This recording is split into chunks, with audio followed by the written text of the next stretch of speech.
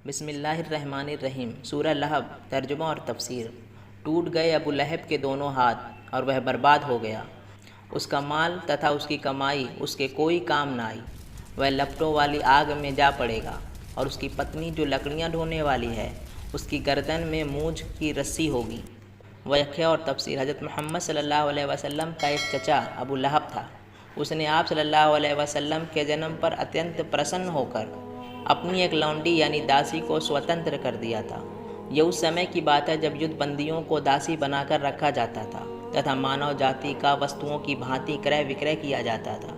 फिर एक समय वो भी आया जब मोहम्मद सल्लल्लाहु अलैहि वसल्लम ने लगभग 40 वर्ष की अवस्था में अपने नबी होने की सूचना सार्वजनिक की। तब यही अबू लहब आपका सबसे बड़ा शत्रु बन गया। सूरह कौसर के संदर्भ में आएगा कि हज़रत मोहम्मद सल्लल्लाहु अलैहि वसल्लम के सुपुत्र इब्राहीम जब मृत्यु को प्राप्त हुए तो अबू लहब ने सर्वप्रथम ये समाचार लोगों को पहुंचाया और कहा कि मोहम्मद वंशहीन हो गए हैं। हज़रत मोहम्मद सल्लल्लाहु अलैहि वसल्लम के पहले संबोधन से ही अबू लहब ने गालियां देना तथा अपशब्द कहना प्रारंभ कर दिया था। हज तथा अन्य सार्वजनिक अवसरों पर जब भीड़ इकट्ठा होती तो मोहम्मद सल्लल्लाहु अलैहि वसल्लम इस्लाम का संदेश सुनाने वहां पहुंच जाया करते थे। अबू लहब आपके पीछे पीछे जाता और न केवल आपको झूठा प्रमाणित करता बल्कि कई प्रकार के आक्षेप भी लगाता। जादूगर, दीवाना, ज्योतिषी तथा परिवार तोड़ने वाला बताता। अकेले में भी कबीला के मुखियाओं तथा अन्य समूहों में जाकर दुष्प्रचार करता कि लोग आपकी बात ही न सुने। वह विरोध एवं शत्रुता में इतना अंधा हो गया था कि उसने अपने 2 बेटों को, जिनका विवाह मोहम्मद सल्लल्लाहु अलैहि वसल्लम की 2 पुत्रियों से हुआ था, आदेश दिया कि उनकी पुत्रियों को तलाक दे दे। पुत्रों ने भी पिता का आदेश का पालन करते हुए मोहम्मद सल्लल्लाहु अलैहि वसल्लम को मानसिक यातना देने के लिए हज़रत रुकैया और उम्मे कुलसूम को तलाक दे दिया। अबू लहब की पत्नी आप सल्लल्लाहु अलैहि वसल्लम की शत्रुता में अपने पति से भी बढ़कर थी। उसका घर भी आप सल्लल्लाहु अलैहि वसल्लम के निकटतम पड़ोसी का था। वह कांटेदार झाड़ियाँ चुनकर लाती तथा रात के अंधेरे में आपके द्वार पर रख जाती जिससे कि आपको कष्ट होता। इस पृष्ठभूमि में यह सूरह भविष्यवाणी स्वरूप अवतरित हुई तथा आपके इस कट्टर शत्रु के कष्टदायक अंत के बारे में जानकारी दी गई। हाथ टूटना हिंदी में भी एक मुहावरा है जिसका तात्पर्य शक्तिहीन हो जाना है। जब सभी भौतिक सहारे साथ छोड़ जाते हैं एवं मनुष्य असहाय हो जाता है।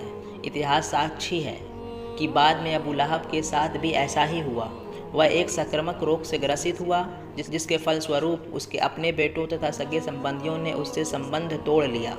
उसे एकांतवास में डाल दिया गया जहाँ कोई उसकी देखभाल करने वाला भी नहीं था। इसी दशा में वो मर गया। जब उसका शव सड़ने लगा तथा दुर्गंध से बाहर वालों का चलना फिरना दूभर हो गया तब लोगों ने उसके बेटों को शर्म दिलाई।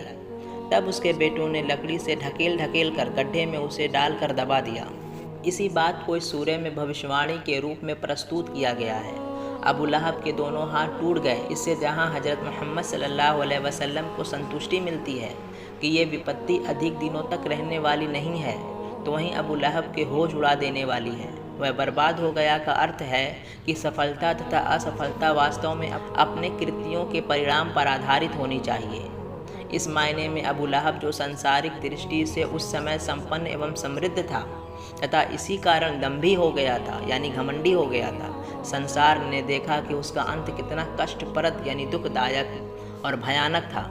जो धन संपत्ति उसने अपने तथा बच्चों के लिए संचित कर रखी थी उसका लाभ न उसको हुआ और ना ही उसके पुत्रों ने ही उसका मान रखा। संसार ने उसका हश्र यानी परिणाम देख लिया।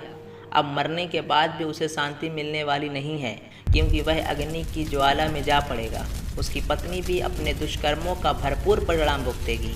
यहाँ वह सताने के लिए लकड़ियाँ चुनती थी, परिणाम स्वरूप कल नर्क में अपने जलने के लिए ईंधन चुनकर स्वयं लाएगी।